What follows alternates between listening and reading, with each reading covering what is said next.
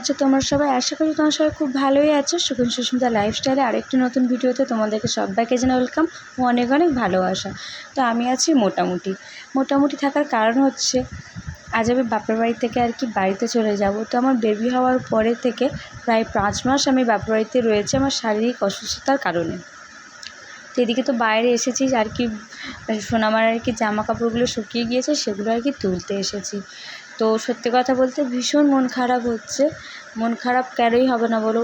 মানুষ যদি একবেলার জন্য বাপের বাড়িতে আসে তাতেই মন খারাপ হয়, আর আমি প্রায় 5 মাস বাপের বাড়িতে রয়েছি।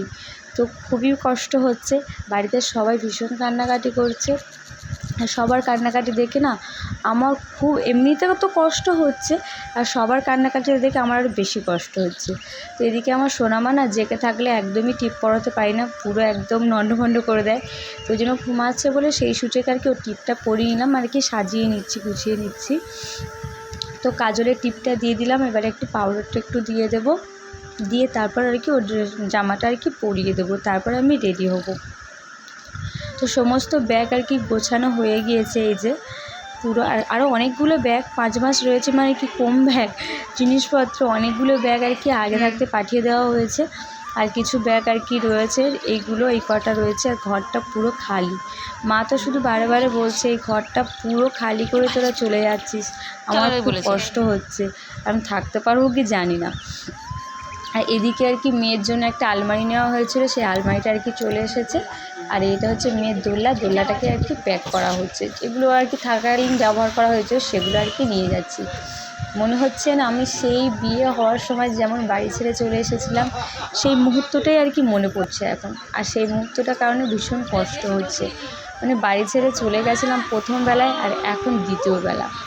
তো সেই প্রথম বেলার আর কি উপলব্ধিটা হচ্ছে, সেরকমই আর কি অনুভূতিটা হচ্ছে। সমস্ত জিনিস আর কি সোনামার গুছিয়ে আর কি পাঠিয়ে দেওয়া হলো। আর এখন আর কি সোনামাকে ওর মামি রেডি করে দিচ্ছে, আর দিদি ওর পায়ের আর কি জুতোটা পরিয়ে দিচ্ছে, আর মা পাশে দাঁড়িয়ে রয়েছে। মা তো খুব কান্না করছে, আর আমার সোনামাও ভীষণ কান্না করছে, দেখো খুব কান্না করছে। আর মা তো শুধু কাঁদছে, ওর মামিও খুব কাঁদছে, মামি একা হয়ে যাবে আর কি।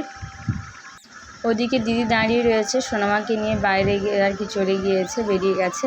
তো বাবা এদিকে ডাকাডাকি করছিল ওকে দেখবে বলে, সেই জন্য আবার ফের দিদি ব্যাকে আসছিল।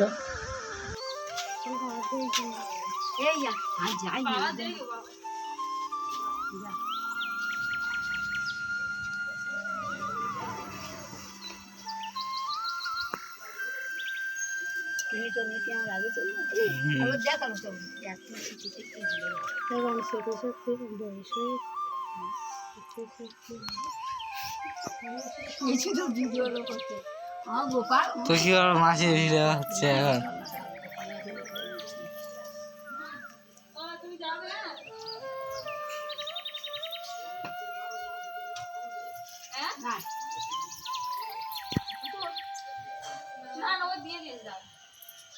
দরজাটা দিলাই আসল চেয়ে পাচ্ছিলাই ও নিয়ে যাই না আমি দেবো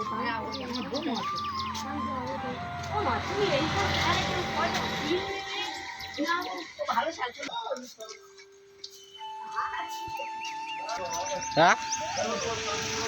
গাড়ি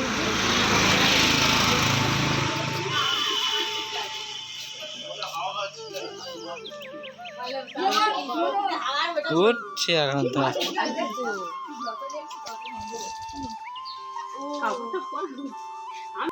আর এদিকে আমাদের গাড়িও চলে এসেছে, আর আমার সাথে মা যাচ্ছে, আর দিদি যাচ্ছে, আর দিদির ছেলে যাচ্ছে। আর ক্যামেরাটা আমার দিদির ছেলেই করছে, একটু নড়ে যাচ্ছে আর কি, ও তো পারে না সেই জন্য। তো যাই হোক, তো চলো আপাতত যেতেই হবে। আর স্ট্যান্ড ফ্যানটা আর কি কেনা হয়েছিল মেয়ের জন্য। কাঁদবে না, একদম কাঁদবে না, যা বলবে তাই শুনবে। তো ঠিক আছে তো, শরীর ঠিক আছে, শরীর ঠিক আছে তো, একদম শরীর চাঙ্গা তো, ঠান্ডা ফান্ডা লেগে নেই তো? ঠিক আছে, শরীর ঠিক আছে, শরীর ঠিক আছে, ঠান্ডা লেগেছে, শুধু ঠান্ডা লাগছে কেন? ওখানে ঠান্ডা লাগছে, হ্যাঁ মিষ্টি কিনবো, চ ওখান থেকে মিষ্টি কিনবো, চ শালগোবার থেকে কিনবো, হ্যাঁ না তো পোষ চ চ চ না বললে আমি কি যাও।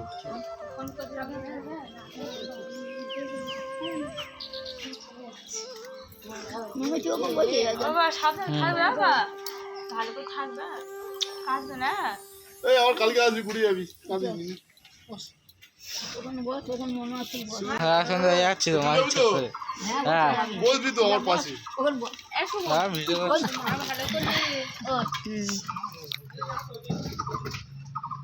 ও যে আসছে, দাদা বৌদি চলি।